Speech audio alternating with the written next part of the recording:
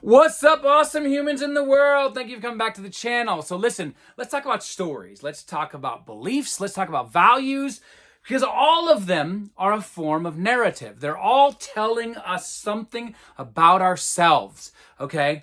And so that's what a belief is in and of itself, whether it be limiting or freeing, whatever it is, it's none other than something that we've accepted about ourselves. So in one sense, you can even argue that all beliefs are limiting beliefs, right? And that's not necessarily a negative, but it is a form of a limit. That means we're now focusing on what these beliefs are and what we want to see within those beliefs, okay? And so, but loads of people are like, hey, how do I let go of this old story?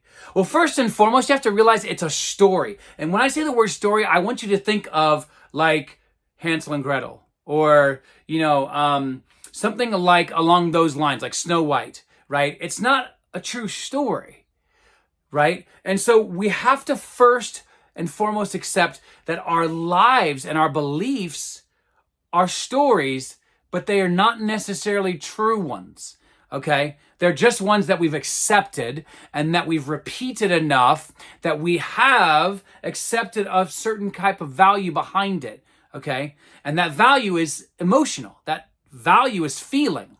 Okay, so the more that you repeat something, the more that you feel something about it, okay? Or the more that you feel something about it, the more that you want to repeat it. Are you with me?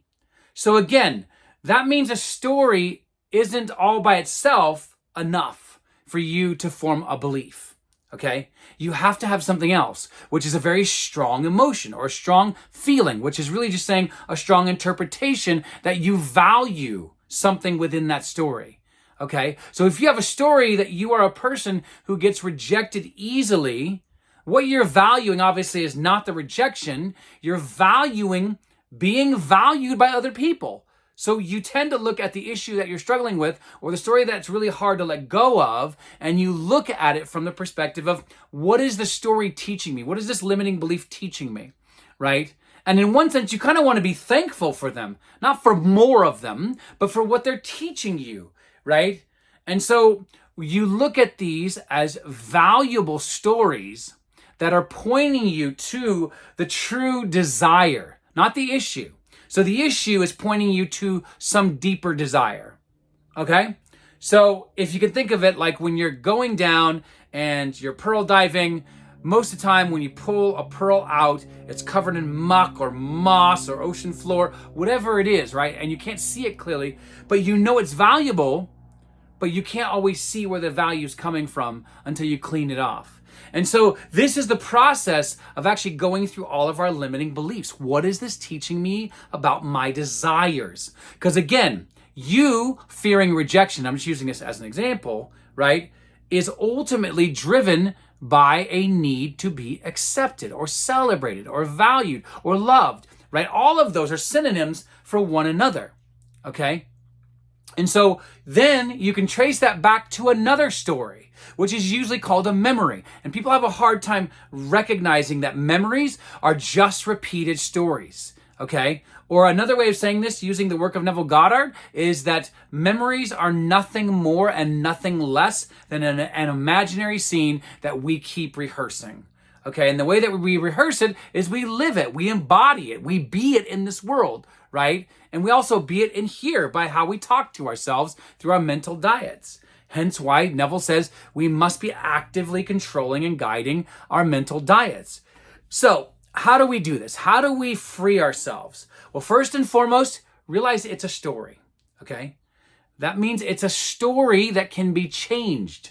Stories started somewhere, but they don't have to end in the same place, okay? And that's what you need to recognize and realize and accept, right? But then two, if stories are fueled by several different things, like a strong emotion or a strong value or a strong memory, right? And then also fueled by a series of accepted beliefs that you keep regurgitating and rehearsing. Well, then that's the same exact way that you can create a new version of yourself. That's the way that you can let go of the old story, is you have to create a much more compelling story, right? That has strong emotion, that has a strong new memory, that you use Neville Goddard's technique of revision, which is changing your memories, Full on changing your memories. And yes, memories can be changed according to research, right? And so you choose something that now becomes the new version of yourself with a new memory attached to it that's followed on by a series of 5 to 10 beliefs that you're reinforcing. So you keep reinforcing. You keep reinforcing. It's like when a child goes to bed. What do parents tend to do, right? At least halfway decent parents, they tend to read them stories. And I'm not saying you're not decent if you don't read stories. I'm just using a stereotype.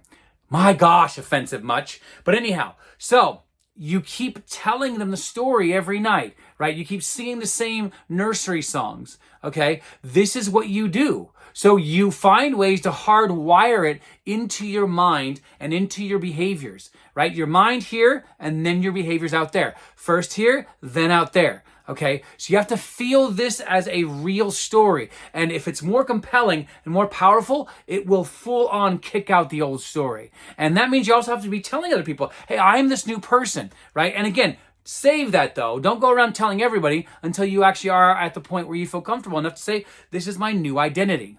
Okay, but these are very practical ways in which you can actually build out, and in a fun, creative way, the new person that you want to be. But you also need to realize that the world is a stage, which means partly it being a stage isn't just that it's already like showing you your own beliefs, but also it's a place to practice out the character that you want to become. And so the more that you do this, the more that you commit to this, the more that you repeat this, the faster, ironically, not only will you manifest your dreams, but you also manifest a new version of your life and yourself because you are rehearsing it more and more and more.